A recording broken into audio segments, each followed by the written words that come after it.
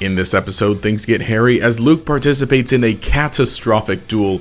Hey there, my name is Rex, and let's go ahead and discuss episode 17 of Yu-Gi-Oh! Sevens. A cool one. This one is picking up again where we left off what happened? Yeah, we were in the restaurant, right? The man who watches duels. Now everybody's underground, and they're in this whole labyrinth thing. So we're introduced to Neil, the character who was kind of teased at the end of the last episode, and we're kind of given some of his backstory, showing that he was kind of always a genius, and that at a young age he entertained himself by basically hacking into Goha and just doing a bunch of crazy things, friggin' making satellites fall from Earth onto the Earth, which is crazy. And he's a really skilled duelist as well.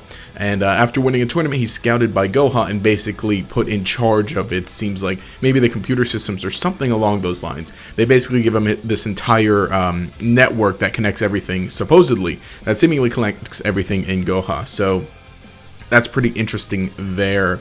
And we also see that he knows Otis, or Otis appears in a hologram right before, I guess, rush duels are implemented, and he kind of tells him, hey, duels are going to change. That makes sense, both of them having worked both of them, being part of Goha, and especially with Otis, who we don't know much about him, but we do know that he's a Goha employee at least. So definitely he's got to know something about all the systems in order to, leave the back door open for Yuga to eventually install rush duels, all that stuff. We even see that he apparently tried to, uninstall the rush duels, but was unsuccessful.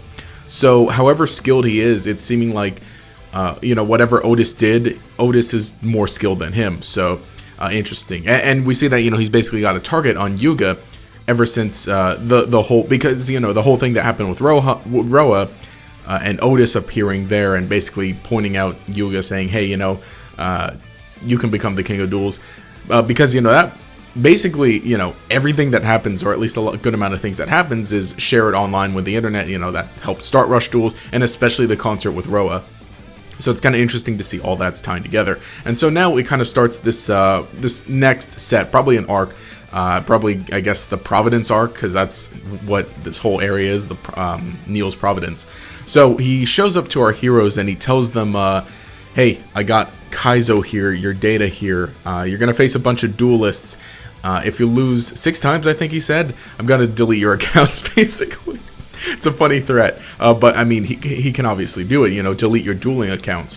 So they're going to be facing a bunch of duelists here, and that's probably going to be the next, 6 episodes. I'm guessing, he says if you lose 6 times, I'm guessing he's got maybe 6 duelists lined up, with him being the 7th. Again, the whole thing with numbers being pretty a reoccurring theme in Yu-Gi-Oh! Sevens, the number 6 and the number 7. So I might have to discuss that even deeper at some point, but he doesn't exactly, I don't think he says exactly how many duelists, but for the most part, there that's the goals are set up, the stakes are set up, and yeah, so it's pretty neat. So as they're going through, they encounter the first duelist, who is this cat. I think his name was Nekoyama Schrodinger, who's a half black, half white cat. And, it leads into a bunch of the themes as well. So Luke volunteers to duel first. And, I think it's a good idea, too, because Luke had kind of been pushed to the sidelines a bit in recent episodes, but now he's kind of got his chance to redeem himself. And, that's exactly what he does in this duel.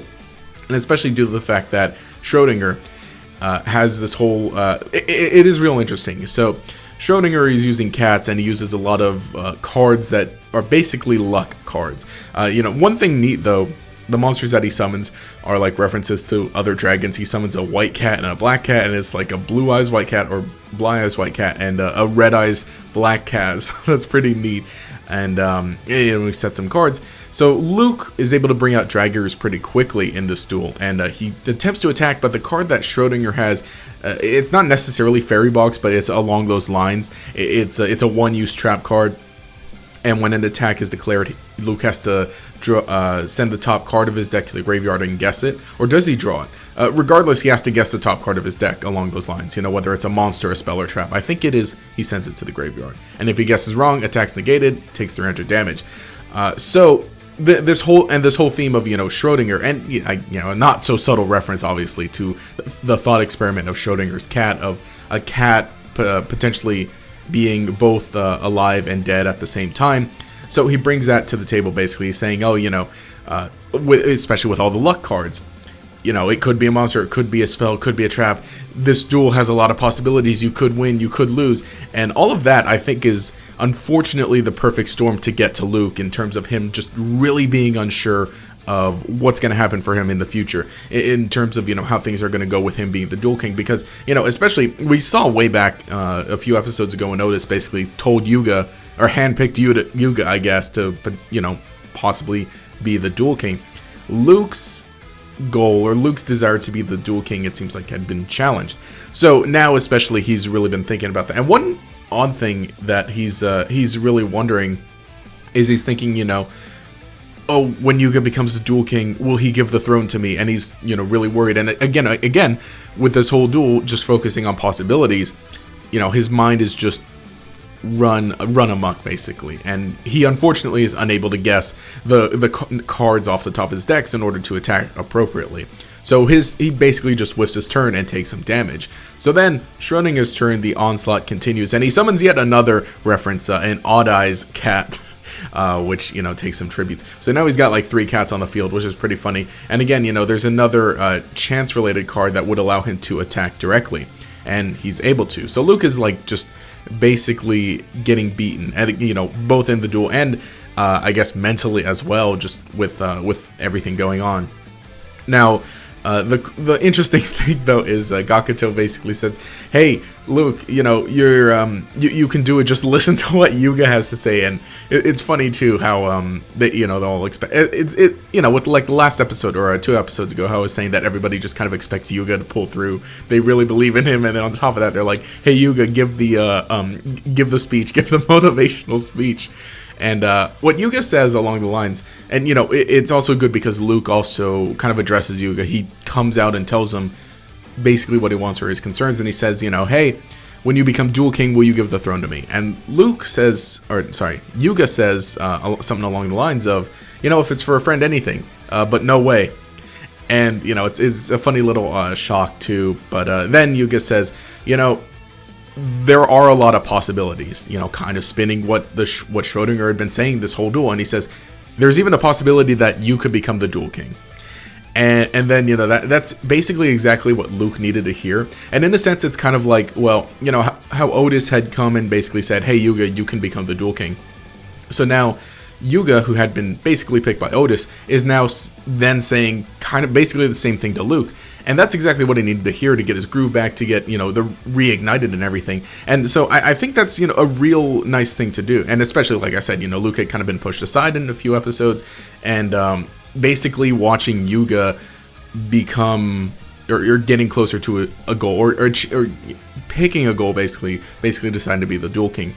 So now that that's all resolved, Luke is able to turn things around. He summons a new monster. I just had the name.